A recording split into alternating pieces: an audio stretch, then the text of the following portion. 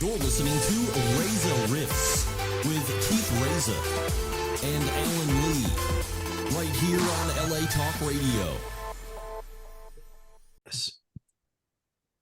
Hey, Rifters, subscribe, rate, review, tell a friend.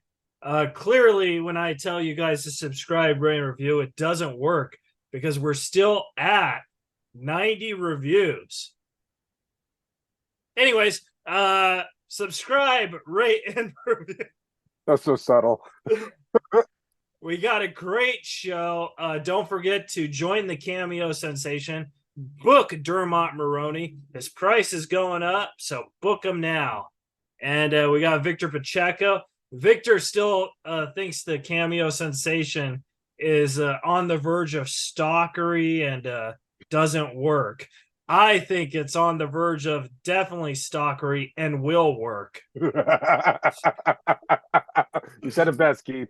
Thank No lies. you. No lies were told there. None Yeah. at all. If it works, it works, man. I ain't gonna hate on your hustle because if it works, it works. You can't argue with success. Yeah, But I can make fun of you as your friend. you So can.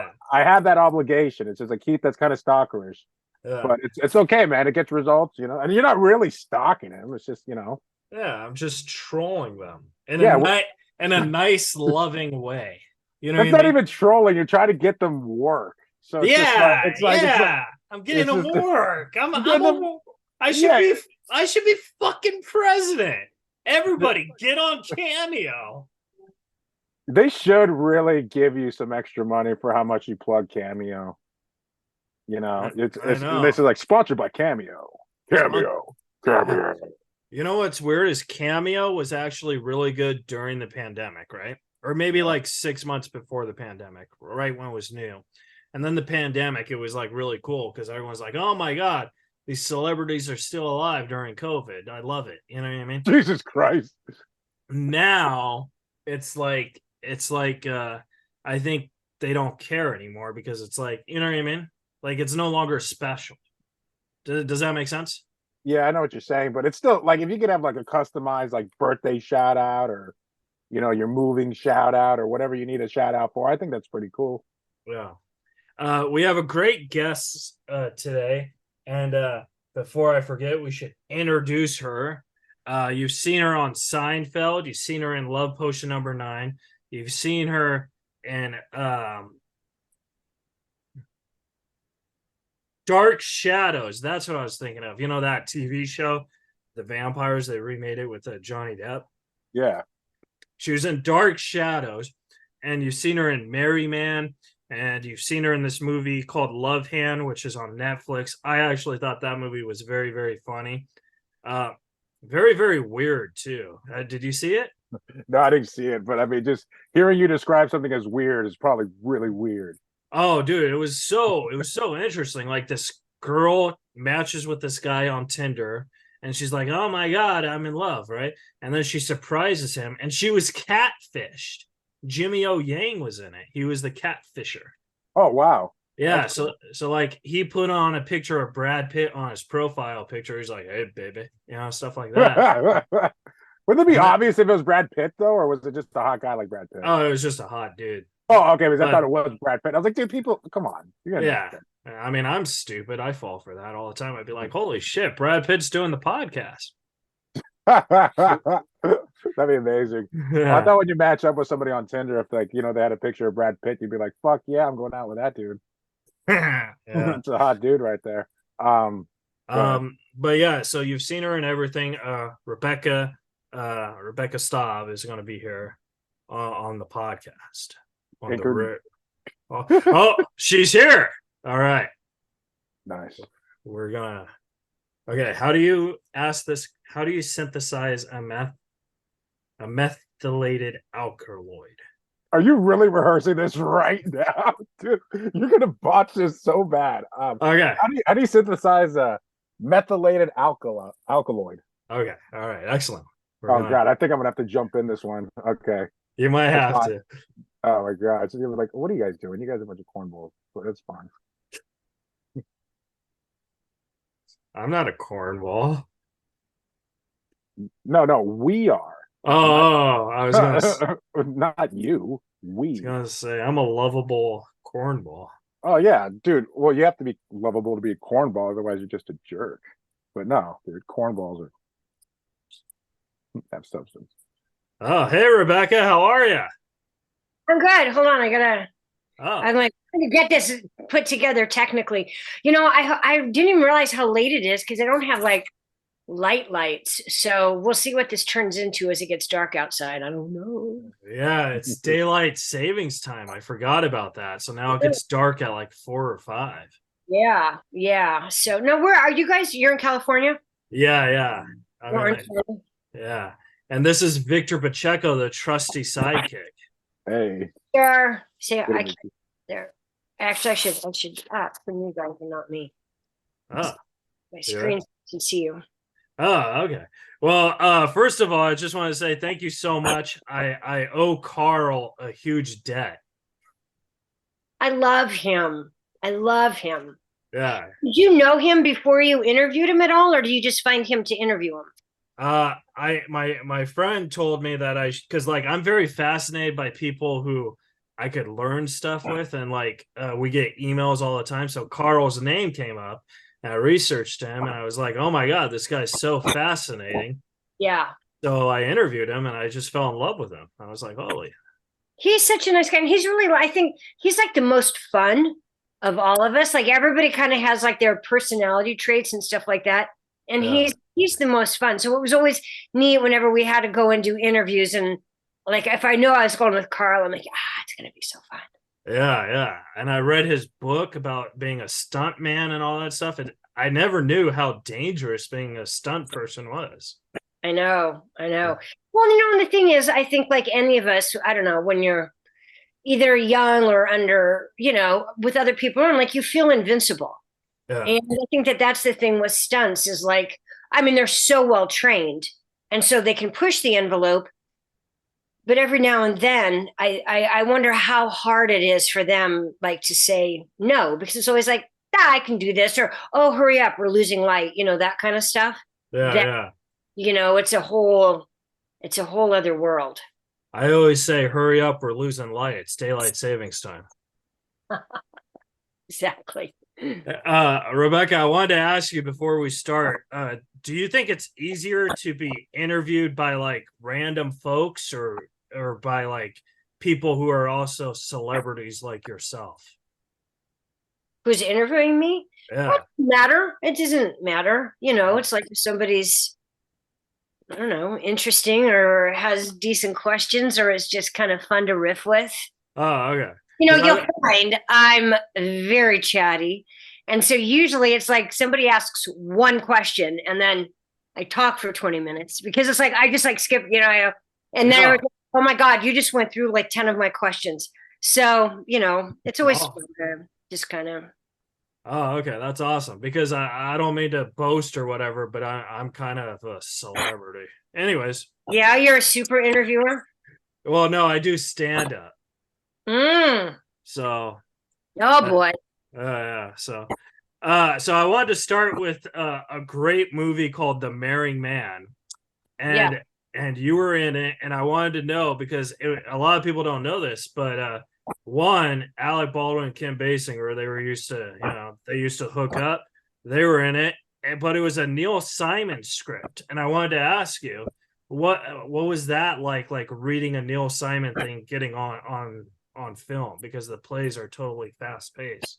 Well, it was neat when we shot it because our first day at work, we actually shot at the Ambassador Hotel, in LA, like the very historic Ambassador Hotel, like as they were kind of tearing it down.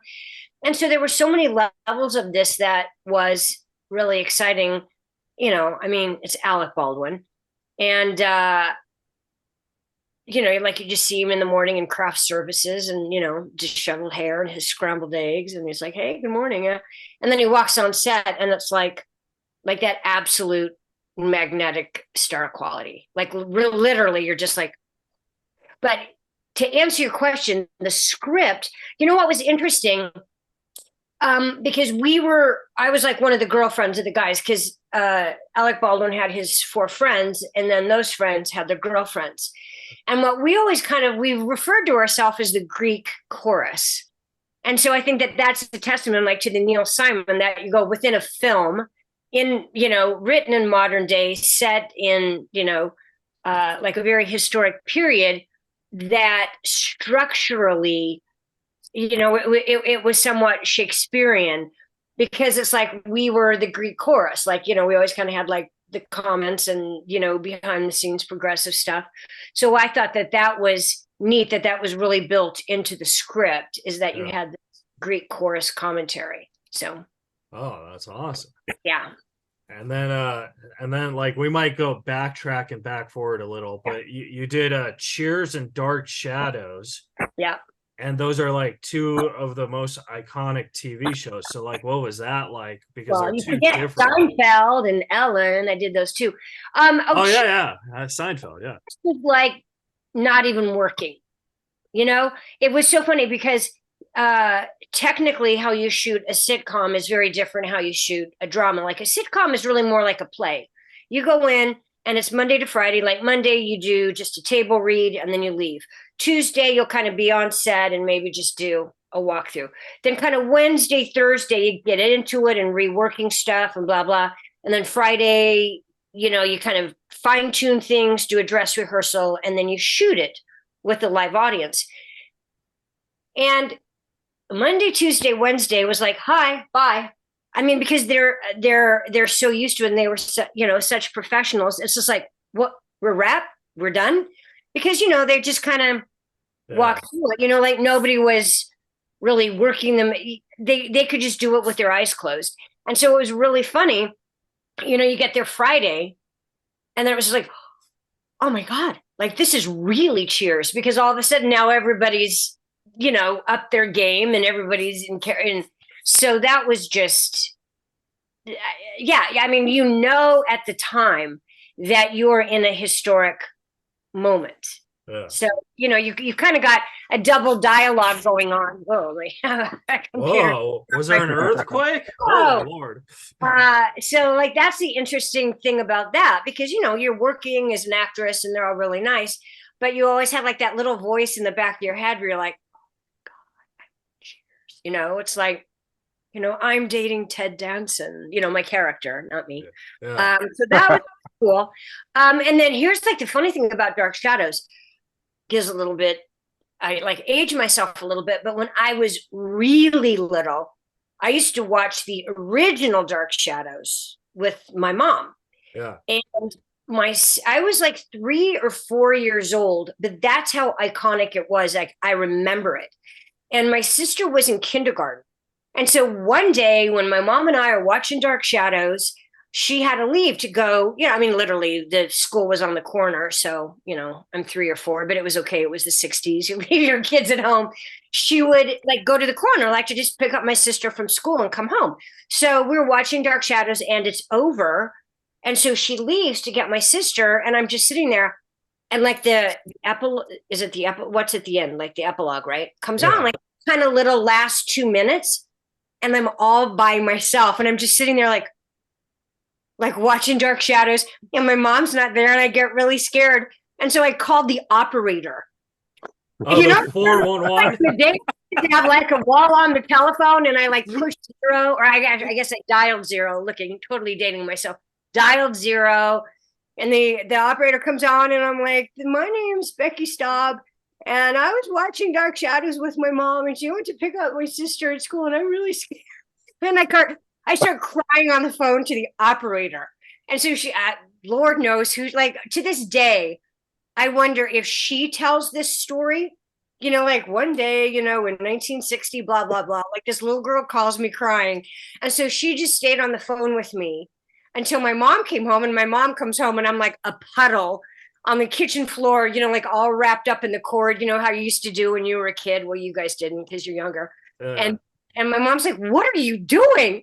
And I'm like, Dark Shadows are still on and you left. And so I called the operator. And my mom and the operator had a pretty good chuckle. And so it was funny that, cut to whatever 20 odd years later, when they were doing like the Redux, I'm like, I have got to be like, I've got to be in this. And so it was, doubly rewarding, and I was working with Michael Weiss, was my love interest, which, what I mean, I would just pay to work with him every day. I love him. And, it was fun to play the juxtaposition of, the innocent, the goody goody, kind of the accountant in the family, and then get turned into a vampire and then be a vampire. And it was really neat because Joseph Gordon-Levitt was the little kid. He was Joseph at the time, and it was like his first thing, right? Yeah, like 6 or 8. Maybe he was older and looked younger. And so it's so cool. Like, I got to work with him when he was just a little kid. Yeah. And then, even now you just go, well, I doubt he remembers me. But it was just, that show was so much fun because we shot it at the Greystoke Mansion. And I don't know if you've been to the Greystoke Mansion. It's in Los Angeles. It's kind of up Doheny. And it is like this mansion that it looks like a great big haunted place, like on this gorgeous property. And so it wasn't a set. Yeah. And so it's so neat because you're really there, like with this great big grand staircase, that you got to come down. And, even like you shoot within the rooms, it has like the great big arched windows and it was just, you didn't have to act, like you just got to play. It was just play. It's like, what am I wearing today for my play? So that was a really cool show to be part of. Was that the mansion that burned down? Because did it? I have no idea, because I heard like there was a big mansion they used in all these Hollywood movies like Clue or whatever. Yeah. And it burned down. That's going to be a shame. I don't know. I don't know if it's the same one. I hope not. Because it was really, and then the cool thing was too, is that we actually had the rap party there at the mansion too. And so that was, because then you got in, we did like not the rap party, they did like a kind of a premiere rap party kind of thing. And so they did like the red carpet, and, we all, I had like this gown and this velvet, rap thing. And so it was like the coolest place because you were always in character. You couldn't not be in character there, because where you were was already a character. It was Dan Curtis. And so that's historical as well. Working with him, he wrote the script, he was executive producing, he was directing, and Ben Cross. Yeah. I was Ben Cross, like I was his first victim. Yeah. So I was his cousin. And so Ben Cross remembers the day the cousins still make out. So I got to like make out with Ben. And it's funny because at the time, I knew, who he was and was a huge fan of Chariots of Fire. But at the time, like, you're working. And so you're very, professional about everything. And, whatever. Decades later, I watched that footage and I'm like, oh my God. It's like I get to totally make out with Ben Cross. So, and he was just, I think maybe that's why I didn't talk to him personally. I was like so in awe of him, and right. Like young men, and so you're kind of like shy and in awe. So that was it's so neat to go, well, to put that feather in my cap that I actually got to work with Ben Cross. So yeah, that's pretty cool. I wanted to ask you, when you watch stuff that you did like in the past, is it like, because it brings back your memories of like, making out with Ben and stuff, but do you ever think, hey, maybe I could have done something different in the character I was playing? All the time. Yeah. All the time. And it's funny because usually whenever things came out, I watched it so critically that 90% of the stuff I did, I'm like, oh, I hate that. Like you're so critical of yourself. Yeah. And then you let it sit in a box in your basement for 20 years, and you dig it out and you watch it again, and you're like, oh my God, or you're just like, oh my God, I was so pretty. You're like, oh my God, I forgot about that. And when I watch it now, I have either one of two reactions. It's just like, why did I hate this? This is so good.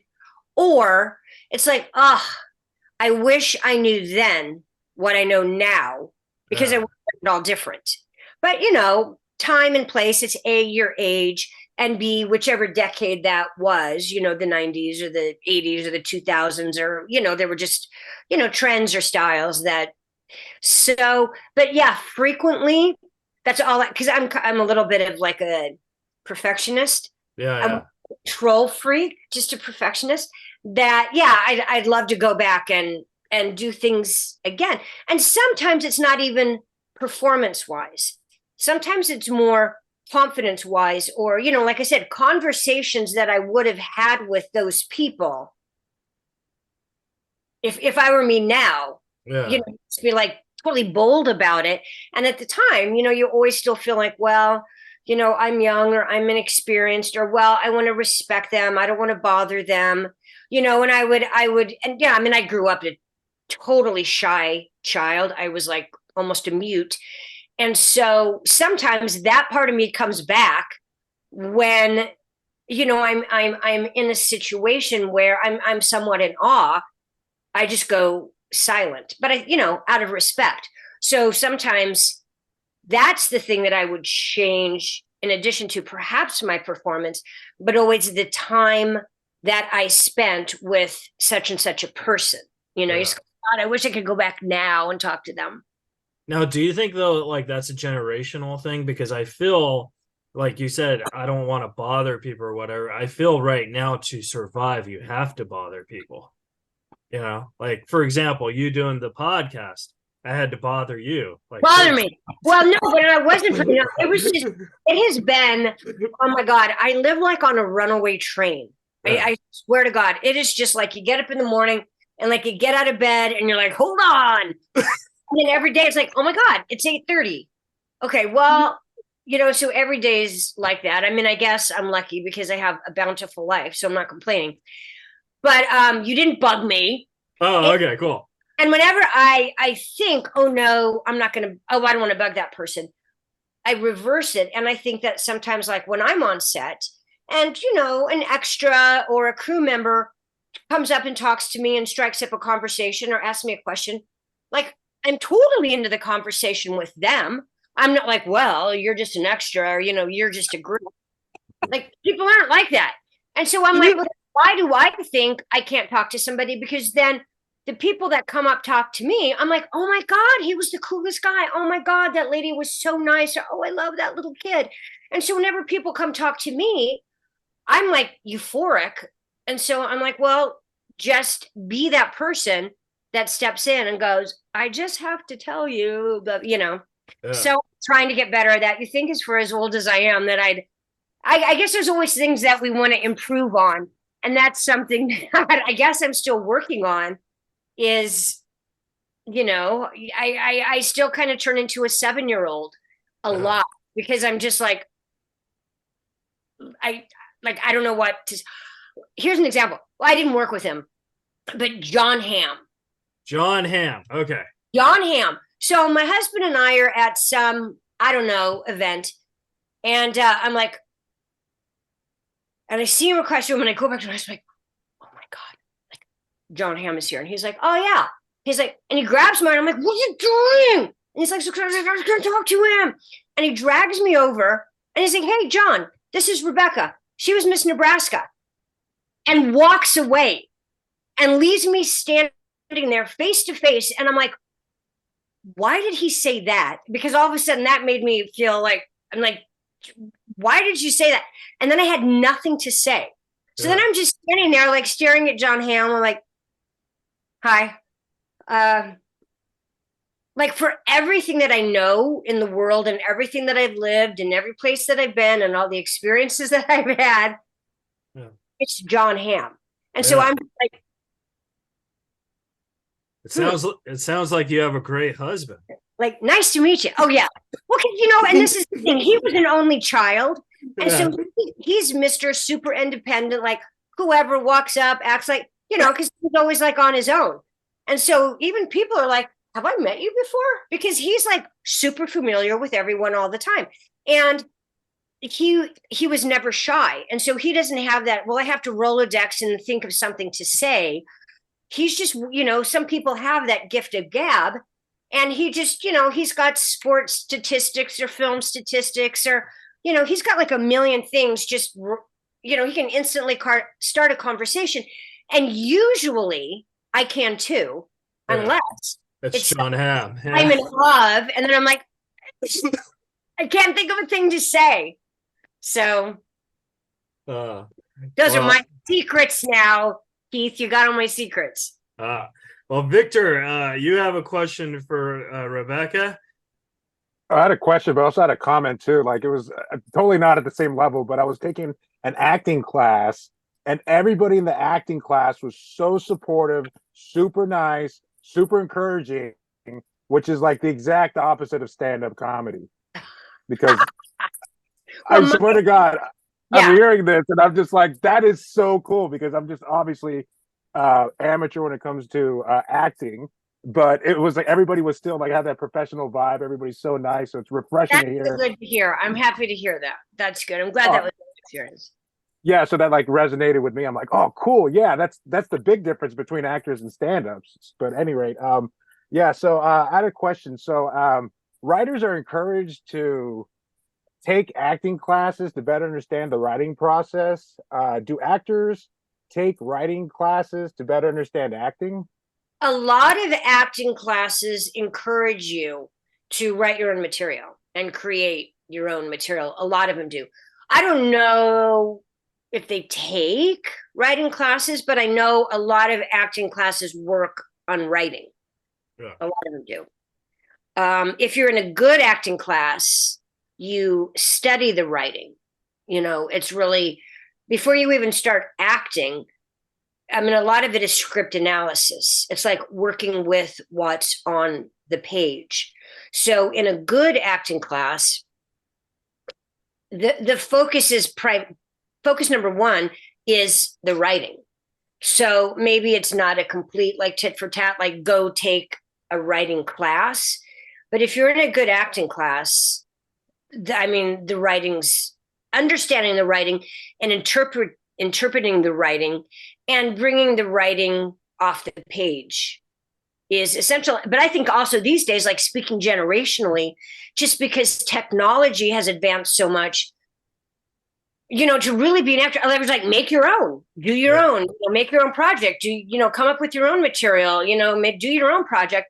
And I think for me personally, it's easier for the younger generation because it's second nature to them. You pick up your phone and Instagram and editing and filters and blah blah blah blah blah, and I'm just a generation behind with that. So I think that a lot of the younger actors are, I think, more into the entire creative process. But I commend you for taking an acting class, because whenever I work with writers or directors who take acting classes, that's huge. It's nice to accept that responsibility on your own. And I would think, you would learn a lot. And sometimes it's just instinct, like you're not learning acting, but sometimes it's like, just how the process works or how your head works, or just how to communicate to an actor in terms that's productive for your dialogue, making that the most effective. Yeah. Of course, there's like some actors like, leave me alone, don't talk to me. This is my process. You did your work, let me do mine. I don't. God. My God, like if a writer's on set, to me, like that's just a bonus. It's like, God, more people who care. Wow, here's one more component of a collaborative production. I just think, collaboration's the best. And so I love when writers are around. Yeah. Well, I wanted to jump ahead to Fantastic Four '94 because I've never heard it referred to like that. But that's good. I'm going to use that now. I'm stealing that. Yeah, for sure. It's yours. Because one, it was a comic book movie that was starting the trend of comic book movies, but it never got released. And then it got released on YouTube. So like I wanted to know, like, what was that like process like? Like, did did you know it was going to go in development hell even though you filmed it? No, there's a whole movie. I mean, have you seen Doomed? Have you seen that movie? No, I saw Fantastic Four in '94. Oh, but listen, you guys should come because you're in Orange County at the LA, I think LA Comic Con. I think it's December 3rd. I'll text you. But we're actually going to be there because these two guys, Marty and Mark, who actually cast us in Fantastic Four, they did kind of a follow-up movie called Doomed, and it's a whole documentary about what happened. I mean, you can look it up, you can watch it, or I can send you a copy. But you should come because they're going to screen it, and then Marty, who wrote it, won't be there, but Mark, who is the casting director, who co-produced it and shot it with him. And then I'm going to be there, and Joseph Culp, who played Dr. Doom, is going to be there. I don't know about the other guys. Like Michael's having knee surgery. I don't think Carl will be there. He doesn't live here anymore. Alex is in Florida, and I think Jay's got something going on. So it might just be us, but you guys should come. Oh. So to answer your question, if you watch Doomed, it's all the answer there. No, at the time, we knew nothing. At the time, yeah, there weren't any other really comic book movies out yet. Plus, there was no internet. Right. So even when I got the information for the audition, I literally, went down to Hollywood Boulevard and found a comic book store and, got a couple of the comics like, hey, Sue Storm. It's like, oh, this is great. I look like her. So that was like, oh, there went my confidence. And, just auditioned like any other audition.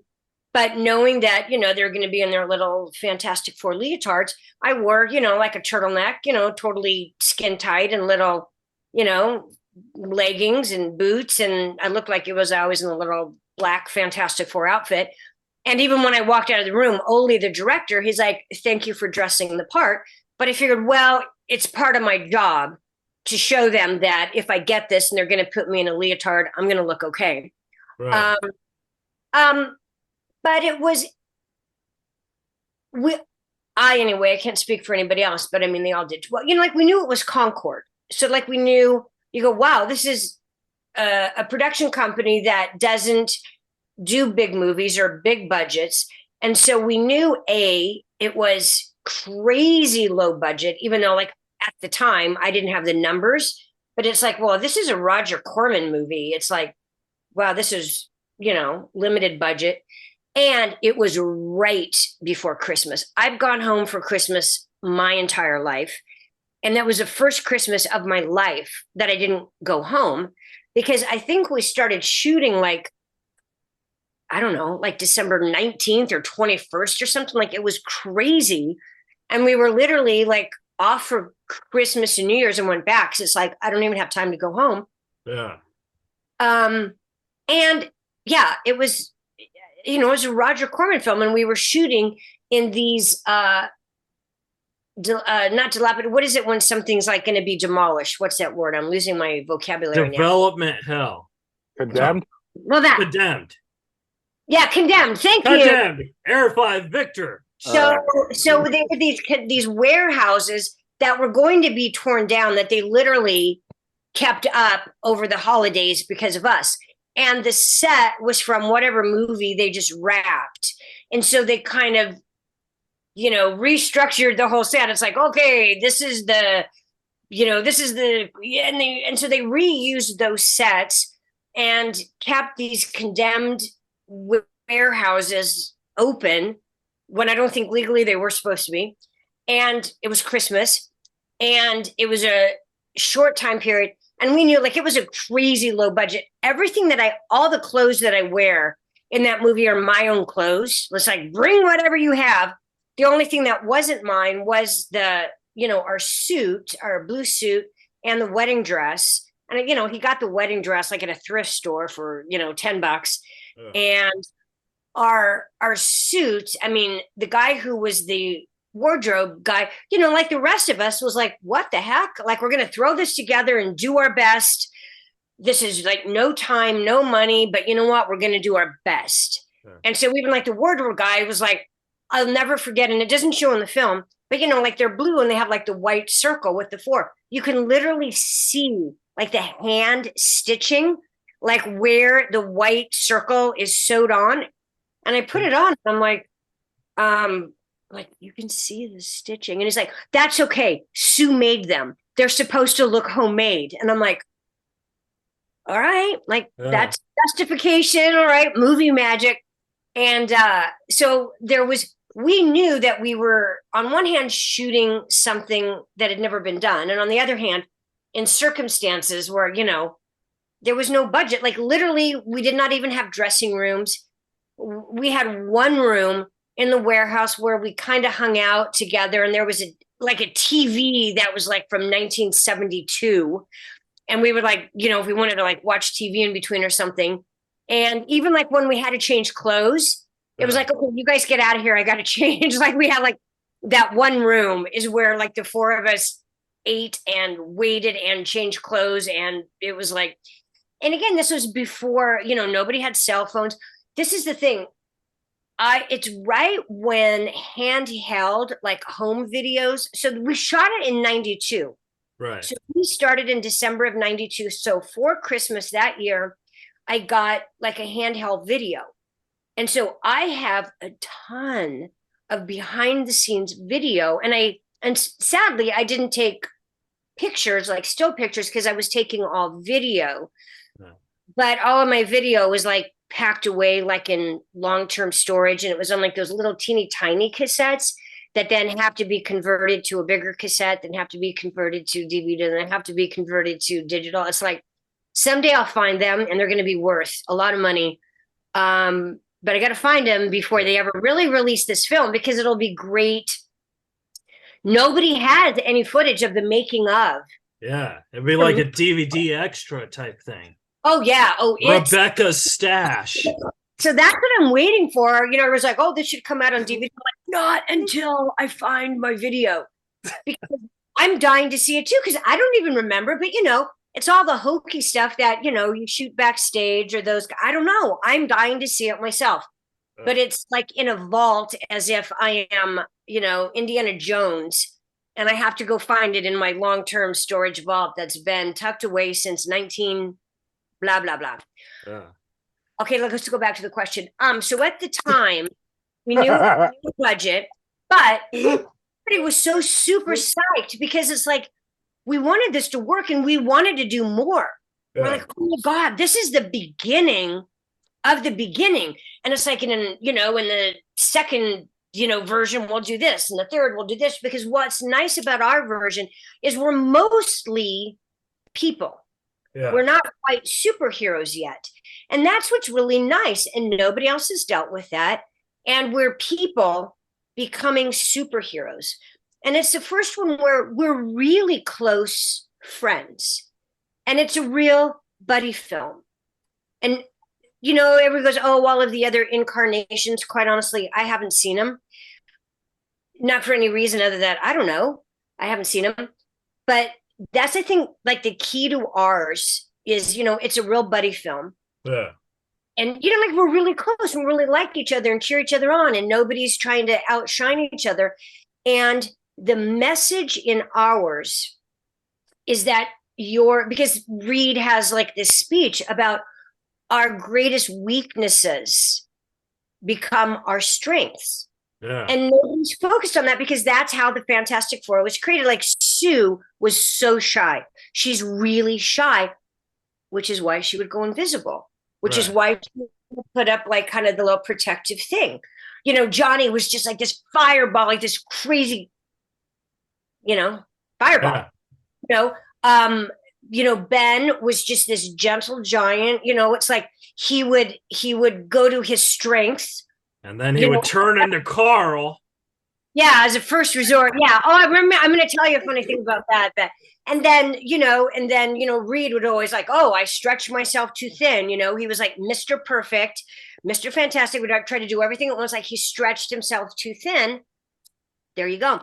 And so they really, like there's a lot of message in ours, is that your weaknesses really can be your greatest strengths, when it turns all that around. So there's a really nice message with that. Your Carl to Ben, the Ben Grimm thing, because here's the thing is Michael Bailey Smith, who played Ben, was actually the last actor cast because it was really hard to find. Right. Like this really big guy who's just like so sweet and like so gentle. And so they had to get physically started on the suit. They had to make the Thing suit, but they didn't have the actor yet.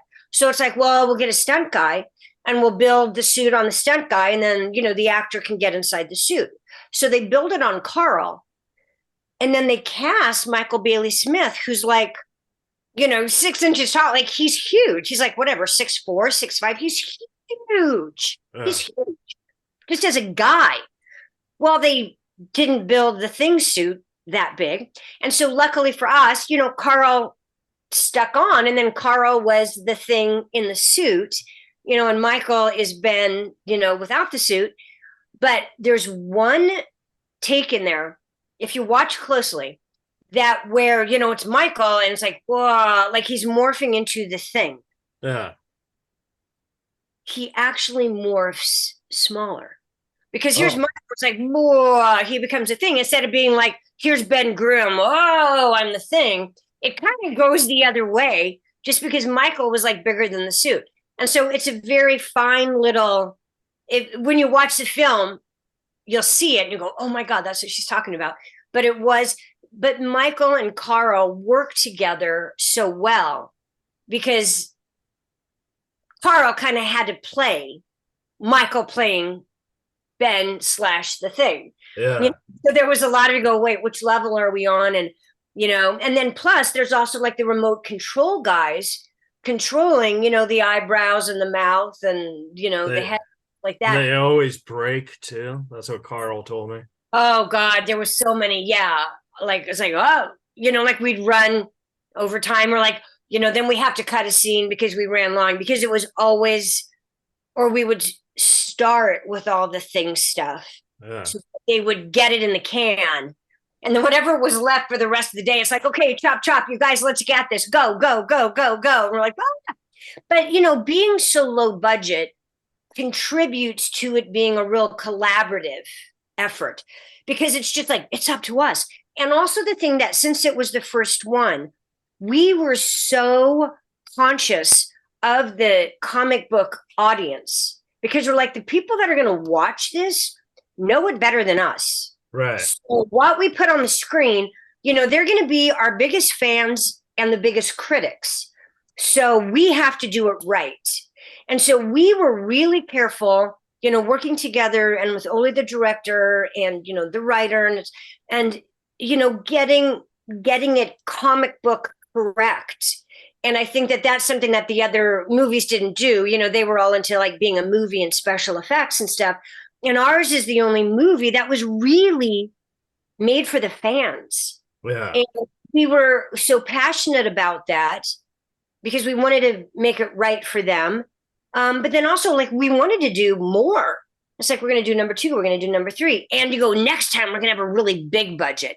And so we just figured, it was like delayed gratification. It's like, if we do this right, we'll get to do this again the way that it should be done. And so everybody was really up and really excited. And it was like such a team. And the 4 of us, unbeknownst to casting, like they really cast the character, like the 4 of us are so like our characters, they couldn't have done this better because Alex Hyde White, who plays Reed, was, Mr., half British and, very, and like, he literally was like, I'm the leader of this, and he just kind of took over and we're like, oh, okay, Alex, sure. Whatever you say, like he really was like, I'm the head of this group. And we're like, fine. Sue being, I was like such the cheerleader, like such the heart, you guys, we're a team, and I was always like, oh, I'm like, it was just Go really, team. yeah, like Sue's like the heart and soul, of the show and like loves everybody. And I'll never forget the day that we were shooting the scene, where the Thing, Ben turns into the thing, and then he's like, you guys all get to change back, and I never get to, and what's wrong with me? And he leaves, and he's gone and roaming the streets at night and stuff like that. And the rest of us then are back at the lab, and I've made the suits, and I'm like, we're the Fantastic Four. And then he comes back, and the thing / Ben comes back, and it literally still makes me cry. Like when we shot that scene, and he walks through the door, and Sue's like, I don't even think like we blocked it like that, but I just go running to him and like hug him. And it was just like, and that's where we, came up with, I don't know if like you've seen either in the film or in the trailer where, like we do like the forehand thing. Yeah. It's just like, it still just gets me emotional because that's just how we were. And the night that we shot, where we're in the spacecraft and then we crash in the desert. So there this night we were shooting God knows where in the middle of nowhere. And we have these, we have our spacesuits on and we have to sit around and like kind of wait for it to get dark. And we needed a fire for the scene. Plus it was cold. And so we're literally sitting around a campfire, like the four of us in our little silver spacesuits and, our faces, kind of smudged because, we've just crash landed. And we're just like sitting there, like the four of us, like, huddled around the fire. And Alex is like, you guys, he's like, this is what we played as kids. Yeah. We get to wear spacesuits and sit in the middle of desert and be around a campfire with our best friends. And he's like, aren't we like, isn't this like the best profession in the world? He's like, we just get to play. And like, look at it, still makes me cry because you're just like, oh my God, I love you guys so much. And so we all got like really close. Like sometimes I think on films, people think, oh, well, you're still friends with these people because you stayed friends. And mostly on films, you're not. Right. Not because everybody's nice, but everybody goes on and has lives and other jobs and you just move on. And then you get together and you go, oh yeah, they were so nice. It was so nice to work with them, blah, blah, blah. But we really were like, it just grew and grew and grew. And we got so close, and we're just like, we're going to do this forever, and it was just like, at the time, Alex had a little boy and I think his little boy was like 4 or 5 or something. And we're like, and Reed and Sue, in later comic book episodes have a little boy. Yeah. I'm like, oh my God, and he can be our son. I mean, we just like, there was so much that we loved about it. And it, wasn't all like, oh, fame and money, and we're going to be movie stars. That would be great. But it was more like, God, you guys, we're going to get together every other year. And, and so ironically, when later we found out, that it all was like, what? Like this was all scam and this was just all shelved. And they kind of took advantage of everybody. The beauty is you go, you know what? They couldn't take away what we had, that energy can't be created or destroyed. And you kind of go, well, they can shelve the movie, but they didn't take anything away from us or what we did or who we are as a team. And eventually it worked in our favor because since it wasn't released, it became this huge, kind of underground hit and it became more popular in a different way. Yeah. And everybody wanted to see it, primarily the fans. And those were the ones like who we made it for. And so ultimately, like it was fulfilled and they were the ones like, they were like, clamoring to see it. And even though it's super cheesy, like the special effects, you can't even call them that. And the fact that the entire film was done for $1 million. And even literally like when I would disappear, it's like, you're standing there and they're like, okay, freeze. And then everybody would freeze and like literally like, I'd run out of camera range and then they would continue shooting. They go, there's no special effects. It's like, I just leave. Yeah. And then back and shoot as if I just went invisible. And so we've gotten together so many times because there's been either, comic book conventions or interviews or, things like this. We're constantly getting together. It's constantly bringing us together. And maybe if it had come out and then people are like, but it just would have fizzled and been gone. But the fact that it didn't come out, it's still alive. It makes it more powerful. I mean, how many years later is this? Don't do the math. I don't even want to know.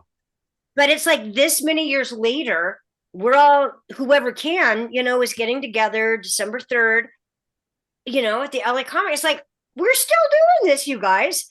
I didn't want to do the math, but it's a long time. It's a long time, but I fared well during that time. Guys have been older. I have not.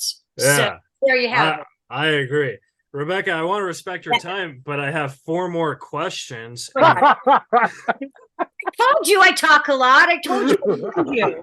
So this one's actually a fast, easy one. This is a Twitter question from Daniel Anderson 949 Produce Boy. Rebecca, do you eat candy bars with a knife and a fork, or do you use your hands? I use my hands. Oh, okay. I think that was like a little joke. That's from Seinfeld. Yeah. Okay. My Seinfeld episode. It was that was one of the stories, because there was that ongoing story of who was it, Mr. So-and-so, who Elaine's boss, I think, who ate a candy bar with a knife and fork, and so there was kind of a running theme in several episodes, and so that was in my episodes. Yeah. And then I wanted to ask you about Quiet Days in Hollywood, because it seems like I don't know if it was the first movie, but it seems like, like movies like Crash and all, all this stuff where they have all these storylines where they interact with each other. It seems like Quiet Days in Hollywood was one of the first movies that really pumped that style up. What's your question? Oh, I was just, do you agree or do you not agree? I don't know. I guess, yeah. I don't remember. I mean, I wasn't in that much. Yeah. The thrill of it is that Judy Davis was in my scene, and I was like almost incapable of speaking to her, but I had seen her. There's a movie called Impromptu, which I saw at a film festival. And so I think it blew her mind, because I'm in like just this one scene playing, kind of this rich guy's arm candy, and we're in shopping in the store, and, he's kind of, like the scene had nothing, whatever. So she's just there. And I'm like, so after I went over and, I just said, I have to tell you, like, I just thought you were incredible in Impromptu. And she was like, you could just see her reeling back. It was like, I can't even believe, like, you saw that movie, and thank you. And so of that whole experience, like that was my biggest thrill. And then Peter, help me out, who was starring, God dang it, I'm just blanking on his name. Anyway, I worked with him. So it was, it was a great day working with who I worked with, but I was only there one day, so I don't have like a big overall film experience, but the fact that I got to, meet and talk to Judy Davis and talk to her about this other film was like, that was pretty thrilling. See, I think like the famous people, they like it when the fans like bring up a film that a lot of people don't really know about. You know what I mean? Like I did Columbo, like if we're talking about, kind of classics. And it was the only episode where they're actually, it's Columbo. I can't tell you why it was unique, because then it gives it away if you haven't seen it. So now you got to watch my Columbo episode. I'm going to. But, I'm working with Peter Falk for however long we were shooting that, like 3 weeks. And again, Peter Falk. Yeah. But at the time, I was learned in, film. And I would go to a lot of film festivals. And that's when you see productions that the average person doesn't see. And that was the thing, that on set, like Peter Falk isn't somebody who chit chats on set, because he's working. Like you would think playing Columbo, like he could just walk in and do it with both hands tied behind his back. It's like, he is Columbo. But it was such a lesson, an acting lesson, coming to set, and what he's meticulous, every little thing, every little move, every little entrance, every little, so I would just kind of stand back watching him between takes, fine tuning things. And so I'm like, well, I don't want to interrupt him. And then, he'd be gone. But there was one day that, you know, we were kind of out of our trailers and he was sitting there. And I can't remember what movie it was, but it was that same kind of thing. I'd been to a film festival in Toronto, I think, and had seen him in whatever, some film. And so went up to him and I'm like, Mr. Falk, I just want to say how much I loved you in blah, blah, blah. And he was like, oh, well, thank you. And then we proceeded to talk about that film, which I think was so much more fulfilling than talking about like what we were working on. You know, it just gives it another level. And so, I'm going off on my own tangent here, but a lot of times people go, oh, what advice do you have for other actors? It's like, educate yourself, like be educated so that when, you show up to things, not only what's going on, but a lot like of the world, whether it's, science or art or film, like no film and no film history or TV history. Or now it's so easy because with Google, you can look up everybody. You can look up every writer, director, actor. It's like when you get to set, know what they've done. I mean, it's negligent if you're not, if you don't know. Like to me, I'm like, why wouldn't you? And it helps you, I think, as a person and with interpersonal relationships with these people that you're working for. And you go, why wouldn't you educate yourself? I just never understand people that don't take the time to, use resources that are literally at your fingertips these days. Now you could watch all of those movies. You don't even have to go to the film festival because you could just look them up and then, find out everything on YouTube. But I encourage people to go to film festivals because we got to keep film alive. So you got to go to the film festivals. But no, I agree with you because I once met Chevy Chase and I went up to Chevy Chase and I was like, I was thinking about, because I have Asperger's, so I was using my Asperger's skill. I was thinking, hey, if I mention a movie that nobody's seen, he'll probably want to be my best friend, So I go up to him and I say, Chevy Chase, I just want you to know, I loved doing Nothing But Trouble. And then he looks at me and he's like, you actually saw that horror shit? Yeah, but then you have connection with him, right? Yeah. But now I have a cool Chevy Chase story because he cursed at me. Yeah. Okay, so 2 more questions. You did a movie called Stray Bullet, which I haven't seen, but I read the synopsis for. Exactly, and I thought that sounded very, very interesting, and I wanted to know, like, what was that like? Because that was like your top billed movie, right? It's so cool because first of all, we shot it in Ireland. So I remember when I auditioned for it. And then, you go home and whatever, a couple of days later, my agent's like, oh, they want to book you for the movie. So we're going to get a script and, you can read it and make a decision. I'm like, make a decision? I'm like, they're shooting in Ireland. It's like, yes, I want to. She goes, you don't even want to read the script? I'm like, the script's going to change. Like, they're shooting in Ireland. Yes, I want to go. And so that was like, we always started out on a high note. And ironically, Stray Bullet was also a Roger Corman film. Oh my God. Yep. So a lot of the same qualities that I loved about the Fantastic Four, exactly the same stuff with Stray Bullet. So I'm co-starring with Robert Carradine. And so I love him. Yeah, he's so good. God, he's the greatest. And so this movie we shot in Ireland, but Concord Studios had they built like a studio there. So there's just basically one warehouse. And they built this manor house so that they could do movies in Ireland. They've got like the warehouse, like to set up, like as a studio to build sets in, but they have this manor house that they can also shoot in. So we were the first people to live there. So we moved in to this great big mansion. And so during the movie, Bobby Carradine, me, the director, the DP, and the editor, we all lived in this house. And so that's the epitome of like, we've got a barn, let's put on a show. And we literally had to like walk, 30 feet, like to go to work in the studio. I mean, we shot a lot of it on location too, but, we'd wake up together, have breakfast together, walk over, shoot all day, come back, talk about it. And so it was even like on days off, like we would sit in this kitchen of this manor. It was this great big, huge, long table. And we would sit there and like rework the script and rework the scenes. And it was the epitome of collaboration because we were just together all the time, like working on it. And, you know, Bobby's a cyclist, so he'd go for a bike ride or I'd go for a run or, you know, and so as far as rebuilding this script, like it was really hands-on. And as far as the production, oh my God, A, Ireland, and B, the Irish crew.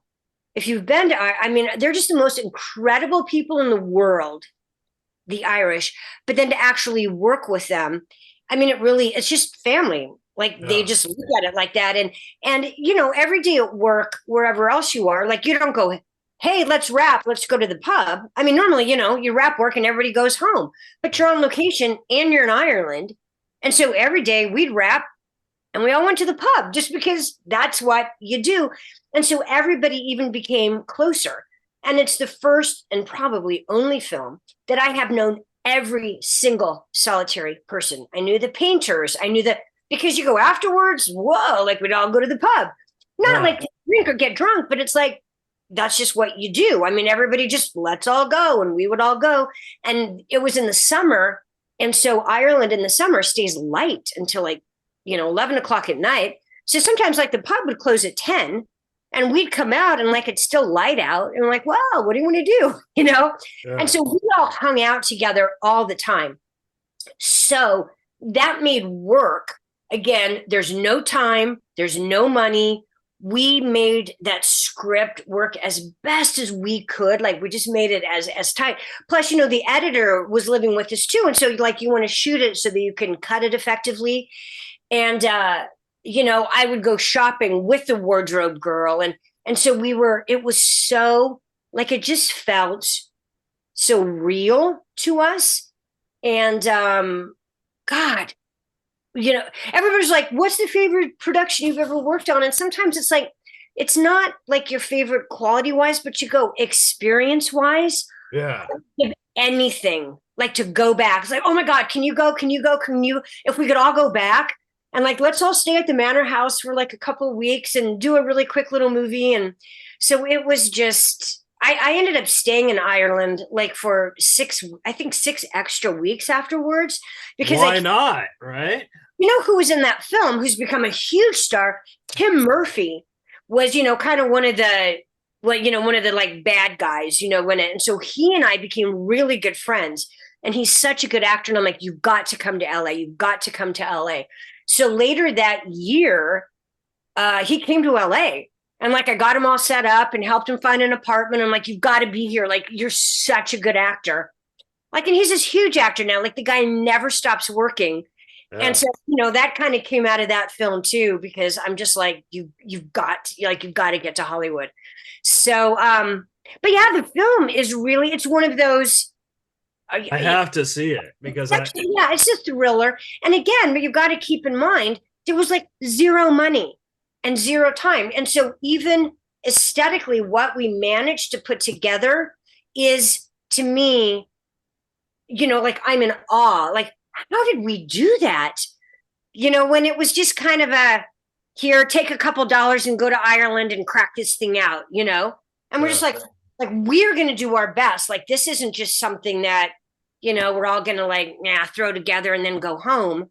And so again, they'd collected people who really cared, and, you know, no egos. And I don't know, sometimes no money helps in a way, because it's like, it's more about the art. Yeah. All we have are us, you know, it's like, we got to make this work. So that's funny. I'm glad that you brought that movie up, because it was one of my, you know, favorite experiences. Yeah, I'm definitely going to watch it. I apologize I didn't get a chance to watch it, but yeah. So this question is for the fans, and I'm probably going to butcher it because I have a speech stutter. But how do you synthesize a methylonic alkaloid? I'm impressed. I couldn't even say that. Very funny. I forget, what is my answer to that? I don't know. And I'm like, what do I say? Do you know? Have you seen that movie? Yeah, I love that movie. I don't know. And then he says, bye-bye. Yeah. Bye-bye. That movie, again, here's the story behind that movie. One of my favorite movies, by the way. Thank you. I'm still recognized from that movie. I'm probably recognized more from that movie than anything else I've done. Oh. And for it to be, I'm somewhere and people are like, oh my God, I know your voice. And it's always like, oh yeah, it's like, oh yeah. So that movie, because it's Sandra Bullock and Tate Donovan, and they had shot it, and Dale Launer wrote it and produced it. Dale Launer wrote Dirty Rotten Scoundrels. Yeah. One of the best movies of all time. That's one of those movies that I could just watch 100 times back to back. So I was very excited. So they shot that whole movie. But again, not very much money. And so when they were editing it, they realized something's missing here, something's missing there. So my scenes were additional shots 2 years. I mean, it was going on 2 years. Whoa. They originally shot it. So I just went in and auditioned with just the first scene, where it's like, who made this top? And do you know who made that top? It was just, they just picked. So that was so cool because most people don't know that, but then the neatest thing, because I only have those 2 scenes at the bar, like kind of, before the love potion and after the love potion. And when they cut the trailer or the first trailer for that movie, like it was all those scenes. And I'm kind of like my scenes that were shot 2 years after the whole movie. And I just came in one day and like we slammed out those scenes because again, there's no time, there's no money. We got all of this crap to shoot. We got one day to do it. It was like, hurry up, hurry up, da, da, da, da. And then like the trailers come out and you're like, oh my God. Like it wasn't just like this little 1 day job. It's like, this was huge. And so that's one of the few movies that like my boyfriend and I at the time, like went to the movie theater and like stood in the back. And it's like to listen to the audience, listen to them hate you. You're like, yes.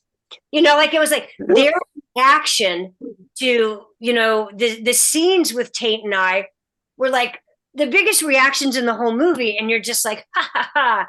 So that was really super cool because I kid you not, people will still come up to me. And I'm like, how do you recognize me like from that? Do you know how long ago that was? But that's it. That's like a real classic. Like that one, I thought that was those scenes were just so much fun. Well, Rebecca, thank you so much. Where can the folks at home follow and support you at? Like, do you have a Twitter or IG? Twitter, I'm Rebecca Staab 1. And on Instagram, I think just Rebecca Staab. And hey, so Superman, I'm in the final episode of season 3. Uh-huh.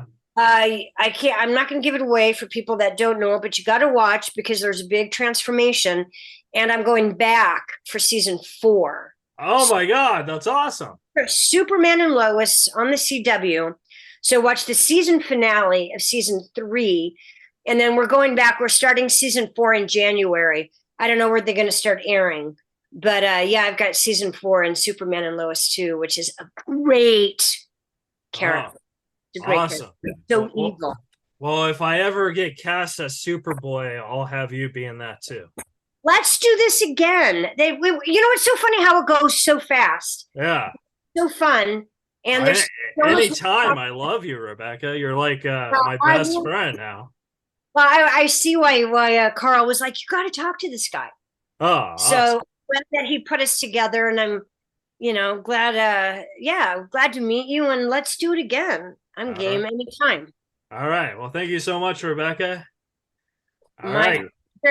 See you next time. See you next time. Bye. Bye. I don't know how looking. Now I'm like so untechnical. I'm like, wait, how do I sign out? Are you going to cut me off? Oh, no, we wait for you to sign out, then we cut off. All right, I'm going. All right. All right. Subscribe, rate, review, do the show, folks, if you like it. Follow Rebecca on the social media, and we'll see you guys next week on Reza Riffs. Hey, okay. Now it's okay. All right. See you guys. You're listening to Reza Riffs with Keith Reza and Alan Lee, right here on LA Talk Radio.